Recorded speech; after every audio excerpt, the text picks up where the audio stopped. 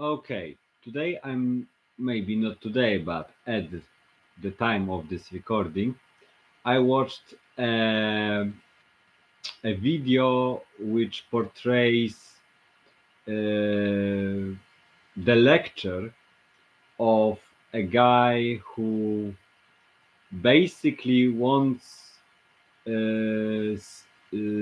nature to conform to his will, basically. He doesn't want animals to suffer, okay, and he is like set on the idea that one day we eliminate all the suffering on our planet and so on and so forth. And this idea is outlandish and ludicrous. It's like unrealistic, like completely unachievable, even with high tech technology. And I will try to explain why. Basically, he provides us with images of how animals can be cruel to themselves. And yeah, but this is nature 101.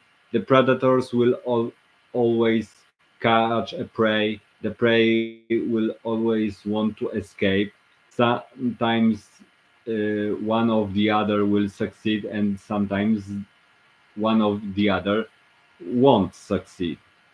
So yeah, and the best part is that even if you solve this problem, that the wolf will be full and a sheep will be safe, that will create another problem, because if you sustain their lives, the whole ecosystem of prey and predator, uh, a carnivore and herbivore, will cease to exist.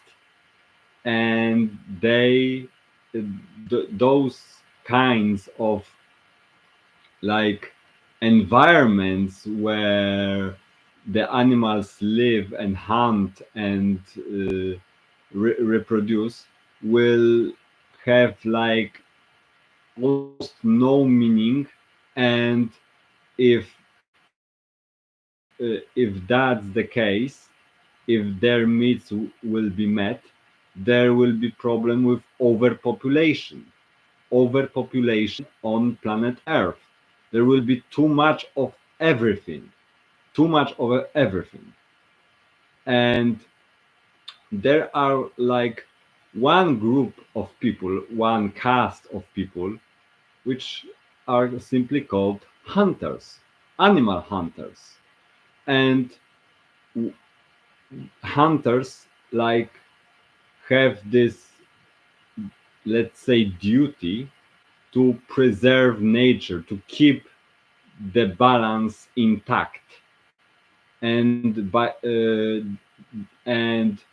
to do this, sometimes they need to reduce population on certain in certain area of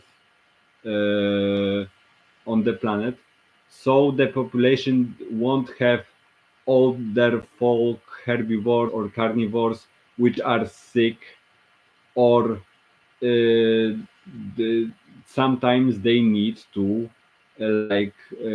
repopulate certain areas, like where the, for example, populations of rabbits or bunnies on certain sector is very low.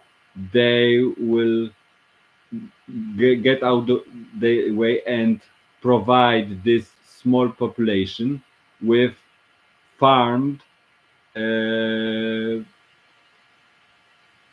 rabbits to make more the gene pool more diverse, and for population to grow, to rebuild itself. And if you want to eliminate diseased animals, or with animals with afflictions, that is also not good because this will cause a population to grow rapidly. We currently have a big problem with deers because we have a fields of wheat, of corn, and so on and so forth. And the population of 1 million deer, thanks to those crops we are cultivating, can grow to 30 times the size of current of previous populations. So from 1 million to 30 million. That's not a natural state of things. This is overgrowth. And to combat that, we need to eliminate older folk and the adult deers which are like coming of age. And thanks to this, we can keep populations of deers relatively healthy and in the process of growing and reduction and growing and reduction. And hunters have regulations in Poland. They have many regulations, and one of them is do not hunt while they're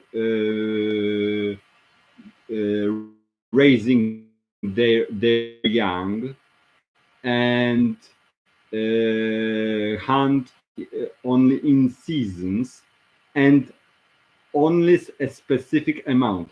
One hunter in the season of deer, for deer, for example, can get like two permissions to hunt down a deer. So two stacks, not two stacks, but two, let's say, two deers. And what hunters do, they hunt it down and they take for themselves this meat because this is natural, unprocessed meat with no duty to count also how many animals, we need to know how old is animal before we take a shot. And to do this is quite simple. If you have a deer, when the deer listens to surroundings, his neck extends basically vertical, and this would mean that this deer is young.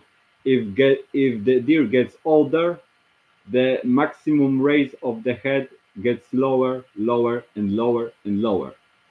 So when you spot a deer and you are certain that this is a male, and the deer will go like listening to you or listening surrounding like that, that means that this deer, let's say this deer, has like uh, from 13 to 16 years.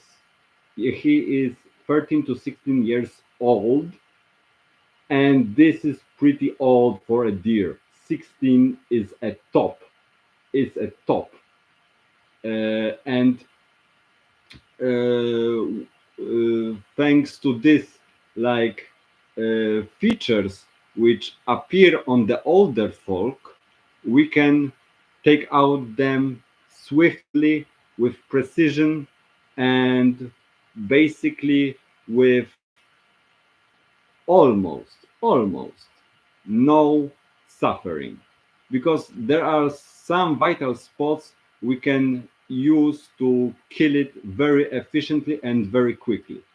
Head is not the target because sometimes we need a trophy in our house, but a neck is very good vital spot, because if you destroy the spine in the area of the neck, the animal dies immediately, almost immediately, like in 1 second.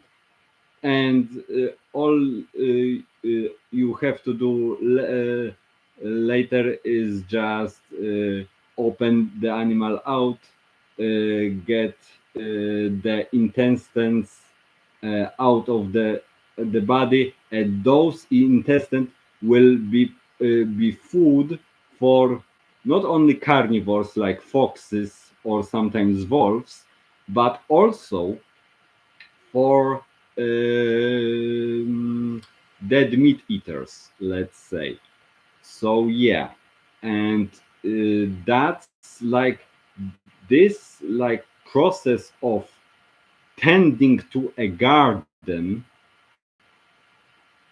exists from ancient times, from Middle Ages, and even in Middle Ages, during the reign of Kazimierz the Great, in Poland at least, the hunters also had regulations what they can hunt and what they cannot hunt.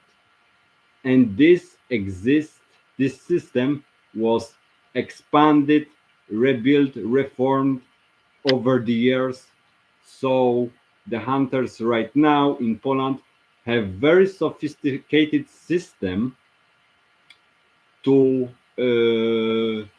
see what's wrong currently or in areas or in wild areas in Poland, basically.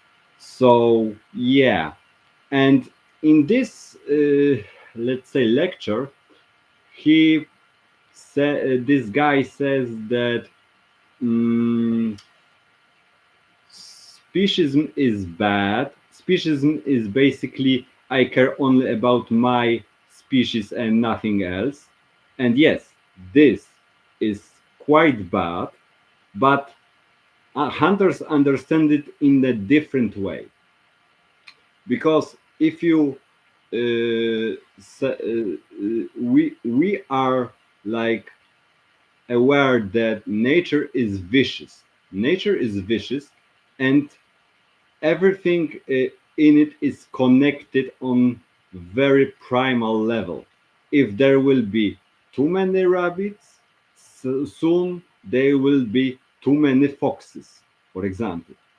And we need to regulate this uh, and stabilize those populations in order for them to not overgrow, and by doing so they will catch diseases. The older folk will catch diseases, and sometimes this will cause population to crumble to like almost extinct. And granted, there were some actions done mainly by governments of nations that will permit a mass hunting in the history, and that would lead to species of birds or other animals to extinct. But this was not regulated reduction of population. This was not regulated, and therefore it was harmful to ecosystem and nature. And if you really want to see the nature as hunter does, just ask them. Just ask them. You don't need to see your to show him all your vegan agenda or your Greenpeace mindset. Just ask him and talk to him why the things that are like they are, because this is a very important. A hunter's mindset is that of the gardener of fauna, not flora, fauna. And we basically, as every gardener, we just sometimes need to pluck out the harmful weeds. sometimes we need to cut branches on the tree, and sometimes we need to water flowers in order garden to flourish. And that's what hunter always does. And the different countries have different regulations, but Britons, for example, you almost unanimously said that Polish hunter regulations, at least hunter society over there in Britain, said that the Polish hunters regulations are one of the best presented to date. For let's say that. And in this video, when this guy is talking about morality and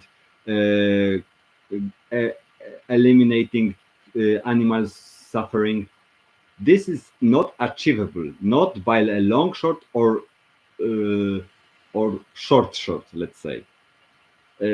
And you need to understand, even if you manage to say to keep the wolf full and a sheep alive, there will be problem with overpopulation. And because if and when nothing will be taken out, everything will be too much, and there will be a giant mayhem, and this will be unforeseen consequences, because this would probably be a mouse utopia, which materials are also on YouTube. Mouse utopia is our current state of society, and animals will have a similar problem when all their needs will be met, and all their desires, let's say, granted for for better or worse. And there is no possible good outcome out of that. This will lead us to have like depressed wolves or depressed bears or boars. But it's funny. But you need to understand that death in nature, as much as life, is important, because death of the one can mean the life of the other. And that's basically it. If you make everyone's happy, chances are you are not creating a utopia, but creating a dystopia, the place where love is allowed and tears and crying are crime. So let's say that you are saying that vegans, for example, are viewing killing animals as immoral, but morality was made up by people and only exists as a concept. This is not an outside force which like makes you good by following its rules. It's relative. It's relative in its nature. Perspective on things is everything, and the perspective can change. And if you, the vegans, for example, have a morality to square, to the power of square, and in that way, the morality of is like distorted, is distorted in such a way that they are constantly aware of suffering, they are constantly like unhappy with themselves, and they are constantly malnourished and, let's say, prone to outbursts from time to time, because this is there is no enough fat in uh, neuron cells uh, for them to behave like regular person. They are more like jumpy, jumpy. And yeah, that's like you are well. And I, as a guy on the internet whose parents were hunters, I can understand the viewpoint of hunters and provide some insight to it, even if you don't agree with me, or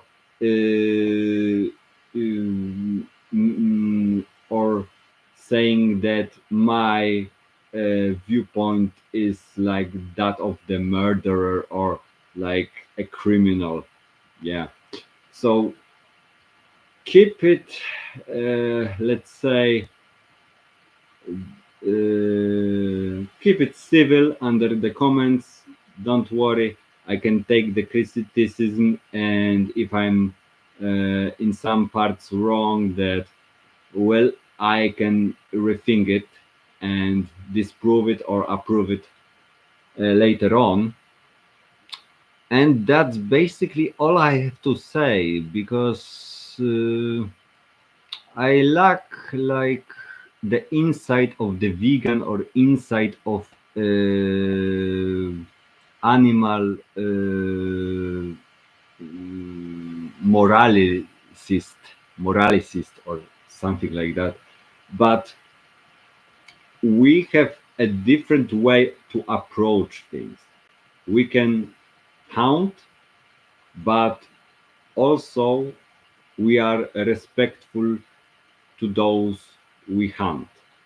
That's why, for example, in Poland, it's a tradition for a hunted down deer to put a branch, small branch of tree into its mouth, symbolizing the last meal.